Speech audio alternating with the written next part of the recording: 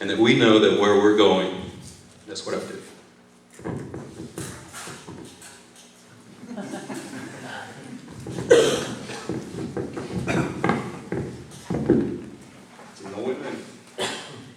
Well, let's give all of our candidates a hand.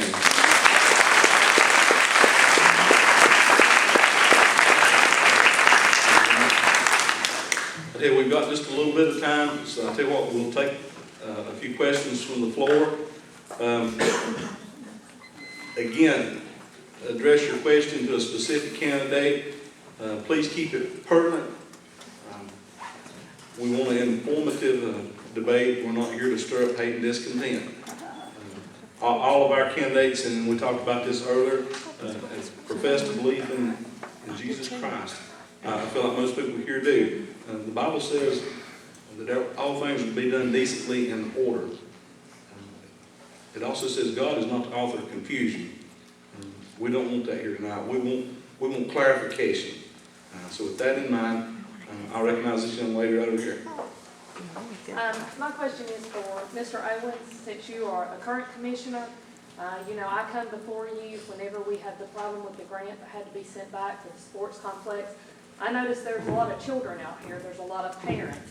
I would like to know where we're at with the commissioners in finding a facility and going forward with that. I was under the impression that there would be meetings, and that's the last I heard of it. And I think you're talking about the soccer complex, if I'm not mistaken. All sports complexes together. The soccer was what we were meeting on at that time, but all soccer complexes together because there is a need for every sport. I agree with you 100%.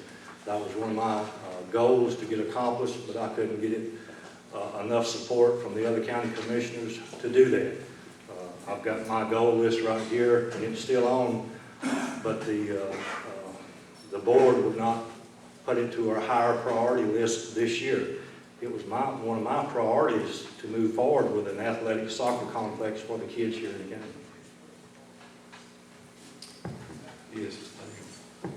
This is a question for Mr. Owens. You stated that there were 1392 jobs created in Rutherford County. The Trailborg division that moved their national headquarters also moved their people from Spartanburg. How many residents were direct hires by these companies?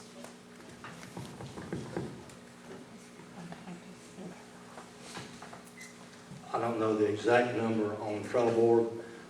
That was part of the package that they was going to move their corporate people here because they had them in Spartanburg. They commit to us that they'll hire X amount of people. If they can't find those people, qualified people in Rutherford County, they will never sign an agreement that they'll hire people from Rutherford County because they have to have a skilled workforce. So the exact number, all I can go on is exactly what they tell us they're going to hire.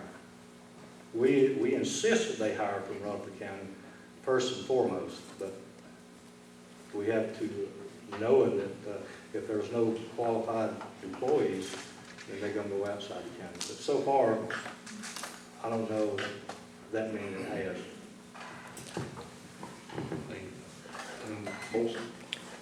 My question would be to Sitting Commissioner Owens. We know that you've talked about building an EMS and a library down in Henrietta. One thing that I haven't heard discussed is, do we have a capital reserve building fund in place? How much money is in that capital reserve building fund? Do we have enough to build an EMS and a library? And if we don't have enough, would you borrow the money with general obligation bonds or certificates of participation to go deeper in debt to build the EMS and library? A lot of questions are in one. To my knowledge, we don't, and I might have to ask Bill over here, we have a small amount of capital reserve. We don't have enough to build the library and EMS station in the lower end of the county. If we built that, it would be, we would have to borrow the money to do that. So. Yes, in the back. This question is for Tony and Robert both brought it up. They talked about taxes reducing our debt and such being our number one priority. Considering the commissioners for the last 3 years have had revenue neutral budgets, I would ask them specifically, unless you know of some new revenue source that would allow this to happen, what services or jobs are you willing to get rid of specifically tonight for this group here in order to reduce the budget significantly? Well, I can tell you, I don't have specifically what I would do to reduce the budget except stop spending.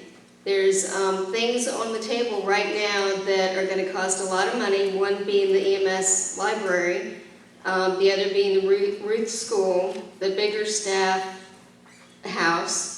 That's a lot of money that could be spent, that we're looking to spend that we don't have. So rather than reducing, just stop spending will help a lot.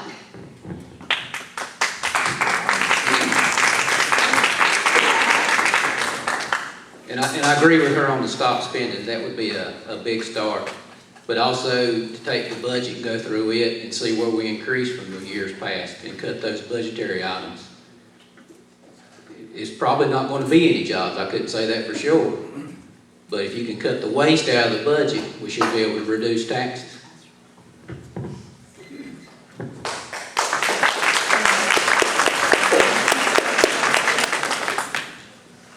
Did you have a question? Okay. The question that Ms. Robbie stated that you would ask me to quit cutting the educational budget. Do you realize what the budget is in North Carolina? Do you realize that we allocated $300 million more than ever been spent in the North Carolina budget in the last year? So my question is, do you know how much the budget is? And did you realize it's $300 million more than we've ever spent in history of North Carolina? Well, I do know that the budget has gone up, and I also know that the number of students have gone up. So you can raise money, but it has to match the number of students. So if the number of students in North Carolina or in Rutherford County or in any individual school goes up, their budget should go up. In Rutherford County, the number of students did increase, the money did not. So for each individual student, there's less money. It's not the big picture, it's the individual student that I'm concerned about. They're getting less money per student.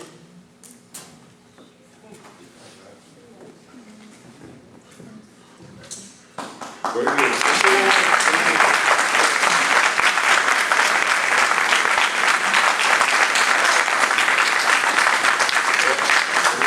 You're off the hook.